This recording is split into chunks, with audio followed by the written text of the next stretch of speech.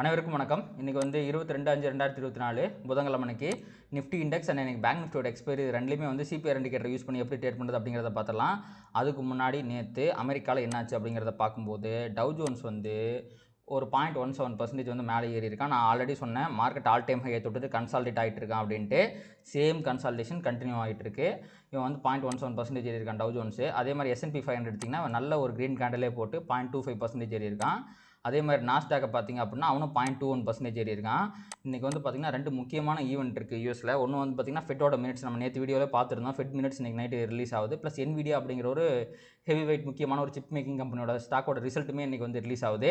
அந்த ரெண்டு ரிசல்ட்டுமே இந்த ரிசல்ட் ப்ளஸ் அந்த மினிட்ஸ் ரெண்டுமே வந்து பார்த்திங்கன்னா யூஎஸ் மார்க்கெட்டை ஒரு மிகப்பெரிய அளவில் இம்பாக்ட் பண்ணுறதுக்கான வாய்ப்பு இருக்குது. ஃபெட் மீட்டிங் மினிட்ஸ் வந்து பார்த்திங்கன்னா 3 இண்டெக்ஸுமே இம்பாக்ட் பண்ணோம். பட் NVIDIA ரிசல்ட் வந்து பார்த்திங்கன்னா உங்களுக்கு நாஸ்டாக் மட்டும்தான் பெருசாக இம்பாக்ட் பண்ணும். ஏன்னா அவன் டெக் ஹெவி வெயிட்டு. ஸோ அதனால் வந்து பார்த்திங்கன்னா ஸ்டில் மார்க்கெட் கன்சால்டேட் ஆகிட்டு இருக்குது. இன்றைக்கி நைட்டு மார்க்கெட்டில் ஒரு மிகப்பெரிய ஏற்றத்தையோ இல்லை இறக்கத்தையோ எதிர்பார்க்கலாம். அண்டு மிக முக்கியமான விஷயம் என்னென்னா, இப்போ வந்து யூஎஸ் விக்ஸ் வந்து பார்த்திங்க அப்படின்னா நம்ம இந்தியன் விக்ஸ் மாதிரி பிஹேவ் பண்ணிக்கிட்டு இருக்கான். 2.5% கீழே வந்து 11.86 அப்படிங்கிற மாதிரி ஒரு இங்கே பார்த்தீங்களா ஒரு மல்டி இயர் லோ வந்து க்ளோஸ் வச்சிருக்கிறான் அவன். ஸோ இதுவுமே வந்து ஒரு நல்ல விஷயம் தான். மார்க்கெட் ஆல் டைம் ஹையில் இருக்கும்போது விக்ஸ் கம்மியாக இருக்கிறது ஒரு புல்லிஷ் மொமெண்டம் என்ஷூர் பண்ணுது. மார்க்கெட் ஃபர்தராக மேலே போகுது அப்படிங்கிறதுக்கான இண்டிகேஷன் தான் இது. அதுக்கப்புறம் பார்த்தீங்கன்னா யூஸோட 10 இயர் பாண்டில் இவனுமே 4.4 இருக்கான். ஒரு பிரச்சனையும் கிடையாது. அதே மாதிரி க்ரூட் ஆயிலுமே வந்து பார்த்திங்கன்னா 78.8 தான் இருக்குது. 78 தான் இருக்குது. 78.8 இல்லை. இவனுமே வந்து ரொம்ப கீழே தான் இருக்கிறான். ஸோ தட் இதுவுமே வந்து பார்த்திங்கன்னா வேர்ல்டு மார்க்கெட்டுக்கும் பாசிட்டிவ் தான், நம்மளுக்கும் பாசிட்டிவ் தான். ஸோ வேர்ல்டு மார்க்கெட் மொத்தமே வந்து பார்த்திங்கன்னா ஒரு பாசிட்டிவ் பயாஸில் தான் இருக்குது. அடுத்து வந்து நம்மளுடைய இந்தியன் ஏடிஆரை பார்த்துருவோம். So Infosys negative, ICICI bank negative, Wipro மட்டும் லைட்டாக பாசிட்டிவாக இருக்கான், HDFC பேங்க் வந்து நெகட்டிவாக இருக்கான். இதே ஸ்டாக்ஸ் வந்து இங்கே என்னாச்சு அப்படிங்கிறத பார்ப்போம். உங்களுக்கு வந்து ஐசிஐசி நெகட்டிவ், அங்கேயும் நெகட்டிவ். விப்ரோ மட்டும் வந்து பார்த்திங்க அப்படின்னா உங்களுக்கு வந்து அங்கே பாசிட்டிவாக இருக்குது, அங்கே நெகட்டிவாக இருக்கா. மற்ற எல்லாருமே வந்து இந்தியன் மார்க்கெட்டோட அலைனாய் தான் வந்து யூஎஸில் க்ளோஸ் வச்சுருக்காங்க. ஸோ இதிலிருந்து நம்ம ஒரு பெரிய பாசிட்டிவ்லாம் எடுத்துக்க முடியாது. ஏன்னா விப்ரோ பயங்கரமாலாம் ஒன்றும் ஏறல, 0.19% தான் ஏறி இருக்கான். ஸோ இவனை விட்டுருவோம். அடுத்து வந்து FID டேட்டா. அதை பொறுத்த வரைக்கும் பார்த்திங்க அப்படின்னா நேற்று வந்து வழக்கம் போல் DI வந்து திருப்பி ஆரம்பிச்சிட்டாங்க. ஆனால் ரொம்ப முரட்டத்தனமாலாம் ஆரம்பிக்கல. ஒரு 2000 கோடி தான் செல் பண்ணியிருக்காங்க. ஆனால் DI பாருங்கள் 3500 கோடி வந்து பர்ச்சேஸ் பண்ணியிருக்காங்க.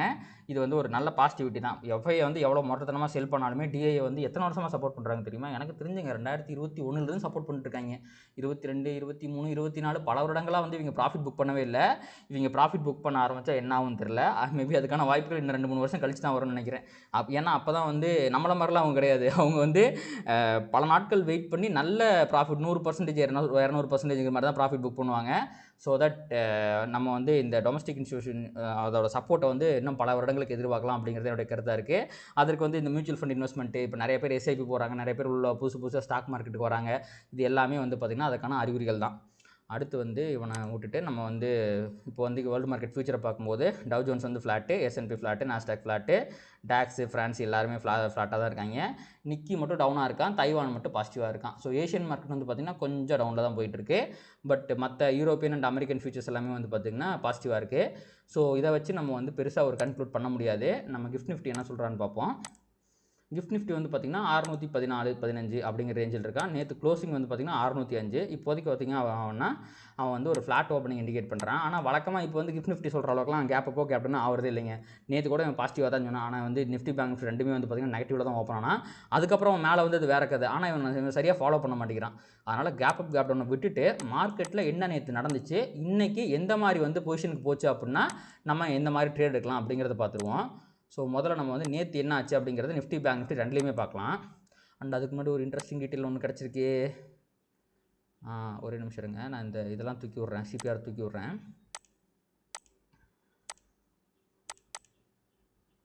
இங்கே பார்த்தீங்களா இவன் கரெக்டாக 20 SMA கிட்ட, இது வந்து டெய்லி மூவிங் ஆவரேஜ் 20 SMA இது டெய்லியில் கரெக்டாக அந்த இடத்துல வந்து அவன் சப்போர்ட் எடுத்து மேலே போயிருக்கான். அந்த இடத்துல ஃபிபோனாசியோட ஒரு லைனுமே இருக்குது. ஸோ நிஃப்டி வந்து நேற்று லோ பிரேக் பண்ணும்போது கண்டிப்பாக ஒரு மிகப்பெரிய செல்லிங் ப்ரெஷரை வந்து எதிர்பார்க்கலாம். ஸோ அவன் வந்து ஒரே நாள்லேயே இந்த 50 SMA தாண்டி கீழே வர, அதாவது 22,300 தாண்டறதுக்கே வாய்ப்புகளும் இருக்குது. ஸோ இந்த ப்ரீவியஸ் டே லோ ஓப்பனிங் ஆனால் பார்த்தீங்களா அந்த இடத்த வந்து ரொம்ப முக்கியமான பாயிண்ட்டாக வச்சுக்கோங்க. அதே மாதிரி அவன் இந்த ஃபிபோனாசி லைனை தொட்டுட்டான். இதை மேலே தாண்டும் போது அவன் ஆல் டைம் ஹை போகிறதுக்கான ஒரு இது இருக்குது. அப்போ நம்ம பொசிஷனெலாம் முதல்ல பார்த்துருவோம், ஆல்ரெடி பார்த்ததுனால. அதுக்கப்புறம் இன்ட்ராடே பேசிஸில் பார்ப்போம். ஸோ இதை தாண்ட ஒரு நல்ல செல்லிங் ப்ரெஷர் வந்து வரதுக்கு வாய்ப்பு இருக்குது. அது வந்து 283 அண்டு 181 வரைக்குமே கூட அவனை வந்து கீழே கொண்டு போகிறதுக்கான வாய்ப்புகள் இருக்குது. அண்டு சப்போர்ட்டாக லாங் டேர்ம் சப்போர்ட்டாக இங்கே இருக்கிற லைனும் இங்கே இருக்கிற லைனும் இருக்குது. அதே மாதிரி பேங்க் நிஃப்டி பொறுத்த வரைக்கும் அவன் என்ன பண்ணுறான், அவன் ஆல்ரெடி இந்த 20 SMA தாண்டி கீழே வந்துட்டான், மேலே அவனை வந்து தாண்ட முடியாமல் சுற்றிக்கிட்டு இருக்கான் அவன். ஸோ தட் இவன் இதை தாண்டும் போது அந்த 243ங்கிற லெவல் தாண்டும் போது மேபி இந்த விர்ஜின் சிபிஆர் வரைக்கும் போவான். அதுக்கப்புறம் அங்கேருந்து கண்டிப்பாக ஒரு ரிவர்ஸில் போட்டு திருப்பி இங்கே வந்துட்டு அதுக்கப்புறம் தான் மேலே போக முடியும். நான் ஆல்ரெடி சொல்லியிருந்தேன், இது வந்து ரீட்ரேஸ்மெண்ட்டுக்கான அறிகுறியாக தெரியுது, அப்படி போயிட்டு அவன் கீழே விழுந்துட்டா என்ன பண்ணுறதுங்கிற மாதிரி யோசிச்சுட்டு இருந்தேன். இவன் அதுக்கான சயின்ஸை தான் காட்டுறான். இன்றைக்கி டே ரொம்ப முக்கியமான டே, ப்ளஸ் இன்றைக்கி எக்ஸ்பைரி டேயும் கூட என்ன நடக்குது அப்படிங்கிறத பார்த்துலாம். ஸோ இவன் வந்து பார்த்திங்கன்னா இப்போதைக்கு சப்போர்ட்டுக்கிட்டு இருக்கிறான். அந்த சப்போர்ட்லேருந்து எப்போ வேணாலும் கீழே விழுந்து நான் கீழே போயிடுவேங்கிற மாதிரியே அவன் சுற்றிக்கிட்டு இருக்கிறான். இவன் எப்போ வந்து இந்த ரெட் கேண்டலோட பாதிக்கு மேலே இவன் வந்து 48,600க்கு மேலே போகிறானோ அப்போ தான் இவன் பாசிட்டிவாக இருப்பான்னு நம்மளால் சொல்ல முடியும். அது வரைக்கும் நான் பேங்க் நிஃப்டியை நம்ப மாட்டேன். ஓகேங்களா, இதுதான் பொசிஷனில் பொறுத்த வரைக்கும். அடுத்து நம்ம நிஃப்டியில் வந்து நேற்று என்ன நடந்துச்சு அப்படிங்கிறத பார்த்துடலாம். இதற்கு நமக்கு சிபிஆர் இண்டிகேட்டின் துணை தேவை.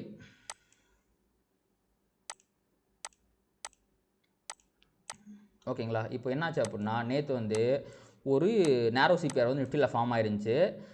இவன் வந்து பார்த்திங்க அப்படின்னா இந்த சிபிஆர் கீழே S1 கிட்ட ஓப்பன் ஆகிட்டு மேலே வந்து S3 வரைக்கும் போயிட்டு திருப்பி வந்து சிபிஆர் கீழே க்ளோஸ் வச்சுட்டான். நான் ஆல்ரெடி சொன்னேன், இன்னும் ஒரு பாசிட்டிவ் மூமெண்ட்டமே வர மாட்டேங்குது.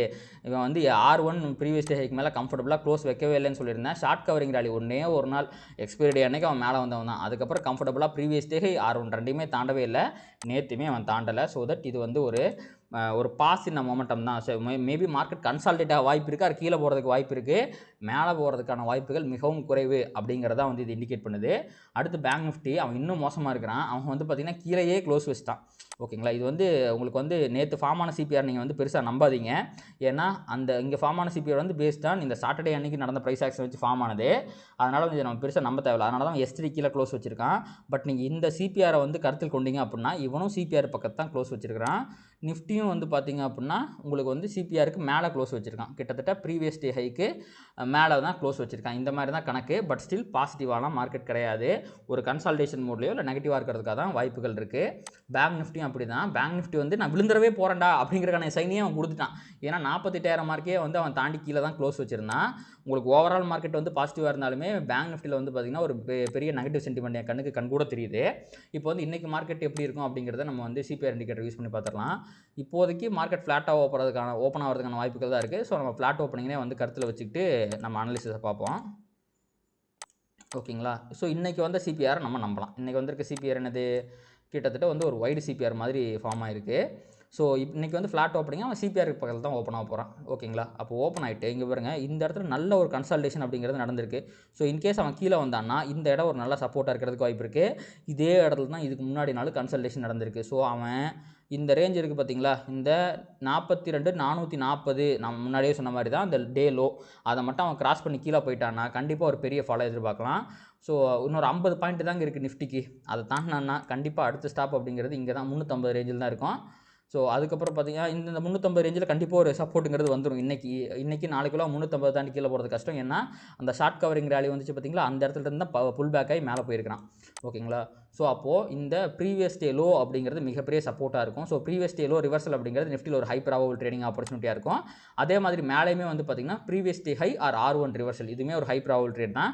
ஏன்னா மார்க்கெட் பயங்கர புல்லிஷாலாம் இல்லை. ஸோ மார்க்கெட் கீழே போனாலும் மேலே வரதுக்கான வாய்ப்பு இருக்குது, மேலே போனாலும் கீழே வரதுக்கான வாய்ப்புகள் இருக்குது. ஸோ இன்றைக்கி நிஃப்டியை பொறுத்த வரைக்கும் எனக்கு இருக்கிற ஹை ப்ராபபிள் ட்ரேடிங் ஆப்பர்ச்சுனிட்டி அப்படிங்கிறது R1 reversal and S1 reversal, இது ரெண்டு தான். ஸோ இதையும் தாண்டி சப்போஸ் மார்க்கெட் கீழே போயிடுச்சு அப்படின்னா கண்டிப்பாக S2 ரிவர்சல் மாதிரி ஒரு ட்ரேடை வந்து நீங்கள் ட்ரை பண்ணலாம். கண்டிப்பாக இங்கேருந்து S1 வரைக்கும் வரதுக்கான ஒரு ஆப்பர்ச்சுனிட்டி இருக்குது. அந்த மூவை உங்களால் கேப்சர் பண்ண முடியும். ஸோ இந்த 3 ட்ரேடிங் ஆப்பர்ச்சுனிட்டி தான் கொடுக்குறேன். மேலே போகிறதுக்கான வாய்ப்புகள் எனக்கு ரொம்பவே குறைவாக தெரியுது, அதனால் நான் அதை வந்து விட்டுறேன். அடுத்து வந்து நம்ம பேங்க் நிஃப்டி பக்கம் போயிடுவோம். ஸோ இன்றைக்கி பேங்க் நிஃப்டியில் ஷியோர் ஷார்ட்டாக நேற்று வந்த இடத்துக்கு சப்போஸ் வந்தான்னு வைங்களேன், இந்த 250 ரேஞ்சுக்கு வந்தான்னா கண்டிப்பாக ஒரு பெரிய ஃபால் இருக்கும். அண்டு இதில் வந்து பார்த்திங்க அப்படின்னா உங்களுக்கு இந்த சிபிஆர் கணக்கில் எடுக்காமல் வச்சிட்டோம் அப்படின்னா கிட்டத்தட்ட ஒரு பேரலல் சிபிஆர் தான் ஃபார்ம் ஆயிருக்கு. ஸோ தட் மார்க்கெட்டில் பெரிய மொமெண்டம்லாம் கிடையாது. நிஃப்டியில் கூட அசனிங் சிபிஆராக ஃபார்ம் ஆயிருந்துச்சு, இதில் வந்து பேரலல் சிபிஆர் தான் இருக்குது. அண்டு நேற்று வந்து 48,000 அப்படிங்கிற முக்கியமான ரெசிஸ்டன்ஸையும் அவன் உடச்சதுனால நான் பேங்க் நிஃப்டியில் பயங்கர பியரிஷாக இருக்கேன். ஸோ தப்பித்தவறி அவன் மேலே வந்துட்டான் அப்படின்னா உங்களுக்கு வந்து R1 ரிவர்சல் அப்படிங்கிறது ரொம்ப ரொம்ப ஹை ப்ராபபிள் ட்ரேடு. நான்லாம் வந்து வழக்கமாக போடுறத விட 1 லாட் 2 லாட் சேர்த்தியே போடுவேன்.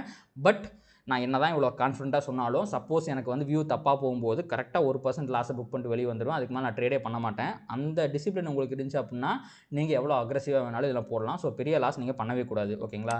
ஆல்ரெடி சொன்ன மாதிரி ஜூன் 4 வரைக்கும் நம்ம பொறுத்து இருந்து காக்கா மாதிரி கழுகு மாதிரி காக்கா மாதிரியா okay what ever it is ஒரு நல்ல கொக்கு மாதிரின்னு வச்சுக்கலாமே. கொக்கு மாதிரி காத்திருக்கணும். அதுக்கப்புறம் தான் நம்ம வந்து நம்ம காலம் ஆரம்பிக்குங்கிற மாதிரி சொல்லலாம். பெரிய வால்டாலிட்டி அப்படிங்கிறதுலாம் இருக்காது. அது வரைக்கும் பயங்கர வால்டாலிட்டி இருக்க போது. மார்க்கெட்டில் உங்களுக்கு எக்ஸ்பீரியன்ஸ் கம்மி அப்படின்னா ஜூன் 4 வரைக்கும் பெரிய லாஸ் பண்ணாதீங்க. அதுக்கப்புறம் நம்ம பார்த்துக்கலாம்.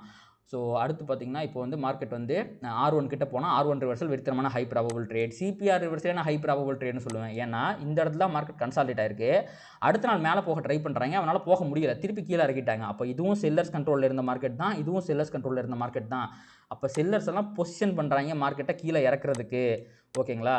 அப்போது நம்ம வந்து சூதானமாக இருந்திருக்கணும். மேலே நீங்கள் நினச்சி கூட பார்க்காதீங்க. ரொம்ப ரொம்ப வாய்ப்பு குறைவு. ஓகேங்களா? மார்க்கெட்டில் எதுவுமே 100% கிடையாது. பட் ஸ்டில் இன்றைக்கி பொறுத்த வரைக்கும் 250 அதையும் தாண்டி அவன் மேலே வரானா 400. இது வந்து விர்ஜின் CPR கண்டிப்பாக இந்த ரிவர்ஸ் இந்த ரெண்டு பாயிண்ட்டில் கண்டிப்பாக ஏதோ ஒரு இடத்துல ரிவர்ஸ் ஆகும். எனக்கு தெரிஞ்ச சப்போஸ் மேலே போனால் இந்த இடத்துலேயே ரிவர்ஸ் ஆகிறதுக்கான வாய்ப்புகள் 95% இருக்குது. தப்பி மேலே போயிட்டான்னா இங்கே போய் ரிவர்ஸ் ஆயிடுவான். ஸோ இதுதான் வந்து பேங்க் நிஃப்டி பொறுத்த வரைக்கும் 2 high probable trading opportunity. CPR ரிவர்ஸ்லேயே ஒரு ஹை ப்ராபபிள் ட்ரேடிங் ஆப்பர்ச்சுனிட்டி தான். இன்கேஸ் மார்க்கெட் கேப் டவுனாக ஓப்பனாக மேலே வந்தால் அப்படின்னா CPR ரிவர்ஸ்லேயே ஒரு அட்டெம்ப்ட் அடிக்கலாம். கேப் டவுன் சினாரியோக்கு சொல்கிறேன். ஏன்னா அங்கேருந்தே அவன் ரிவர்ஸ் ஆகிறதுக்கான வாய்ப்புகள் நிறையா இருக்குது. அண்ட் இன்றைக்கி நான் வந்து S1 ரிவர்ஸலோ S2 ரிவர்ஸலோ பேங்க் நிஃப்டியில் சொல்லவே மாட்டேன். வாட் எவர் இட் இஸ் நீங்கள் பேங்க் நிஃப்டியில் இன்றைக்கி முடிஞ்ச அளவுக்கு காலையே செல் பண்ண பாருங்கள். அது CPR கிட்ட இருந்தாலும் சரி, இல்லை வந்து R1 கிட்ட இருந்தாலும் சரி, இல்லை அதையும் தாண்டி R2 ஆர் விர்ஜின் CPR கிட்ட இருந்தாலும் சரி, காலையே செல் பண்ணுங்கள். அதுதான் high probable trading opportunity. So இதான் வந்து பார்த்திங்கன்னா நிஃப்டி அண்ட் பேங்க் நிஃப்டி பொறுத்த வரைக்கும், CPR இண்டிகேட்டரை பொறுத்த வரைக்கும் positional and intraday analysis. So கண்டிப்பாக இந்த வீடியோ உங்களுக்கு வந்து யூஸ்ஃபுல்லாக இருந்திருக்கும் அப்படின்னு நினைக்கிறேன். அண்ட் அதுக்கு முன்னாடி இன்னொரு விஷயம் சொல்ல மறந்துட்டேங்க. இந்த விக்ஸ் இருக்குது பார்த்தீங்களா? இப்போ நான் முன்னாடியே சொல்லியிருந்தேன் விக்ஸ் ஏறவே மாட்டேங்குது, எலெக்ஷனை பற்றி கண்டுக்கவே மாட்டாங்களே அப்படின்னு நான் சொல்லிக்கிட்டு இருந்தேன். விக்ஸ் ஏறிக்கிட்டு இருக்குது. மார்க்கெட் பாசிட்டிவாக இருக்கோ நெகட்டிவாக இருக்கோ, மேலே ஏறுதோ கீழே ஏறுதோ, எனக்கு தெரிஞ்சு ஜூன் 3 வரைக்கும் 3 அன்றைக்கி மார்க்கெட் இருக்கா, உங்களுக்கு 2 1 எக்ஸிட் போல் வந்துடும். 3 அன்றைக்கி மார்க்கெட் குளக்குத்தா கேப் டவுன் ஆக போகுது. ஸோ அது வரைக்கும் மேபி அதுக்கப்புறமும் கூட எலெக்ஷன் ரிசல்ட் வர்ற வரைக்கும் கூட வந்து பார்த்திங்கன்னா விக்ஸ் ஏறிட்டே தான் இருக்க போகுது. ஸோ ப்ரீமியம்லாம் ரொம்ப அதிகமாக இருக்க போகுது. நீங்கள் ஒரு லாங் டேர்ம் ஆப்ஷனில் ஏதாவது செல்லிங் இது பண்ணி வச்சுருக்கீங்க அப்படின்னா உங்களோட பொசிஷனை வந்து எக்ஸிட் ஆகிட்டு எலெக்ஷன் ரிசல்ட்டுக்கு அப்புறம் ரீஇனிஷியேட் பண்ணிக்கிங்க. அதுதான் நல்லது. ஏன்னா ப்ரீமியம் வந்து ஏறிட்டே இருக்கும்போது உங்களுக்கு கால்லையும் வந்து ப்ரீமியம் கரையாது, புட்லேயும் கரையாது. ஸோ தட் நீங்கள் லாஸ் பண்ணுறதுக்கான வாய்ப்புகள் ரொம்ப அதிகமாக இருக்கும். ஸோ நீங்கள் ரொம்ப நாள் ஹோல்ட் பண்ணுறீங்க அப்படின்னா பார்த்துக்குங்க. ரிசல்ட் அன்றைக்கி இல்லை எக்ஸிட் போல் வந்ததுக்கப்புறமே கூட மார்க்கெட் வெறித்தனமாக ரியாக்ட் பண்ணும். ஸோ அதை சொல்ல மறந்துட்டேன், சொல்லிட்டேன். ஸோ இந்த வீடியோ கண்டிப்பாக உங்களுக்கு வந்து யூஸ்ஃபுல்லாக இருக்கும்னு நினைக்கிறேன். இந்த வீடியோ உங்களுக்கு பிடிச்சிருந்துச்சுன்னா லைக் பண்ணுங்கள், கமெண்ட் பண்ணுங்கள், ட்ரேட் பண்ணுற மற்ற நண்பர்களுக்கு ஷேர் பண்ணுங்கள். அது யூடியூப் அல்காரிதமை ட்ரிகர் பண்ணி இன்னும் நிறைய பார்வையாளர்கள் நம்ம சேனலுக்கு கொண்டு வந்து சேர்க்கும். நன்றி.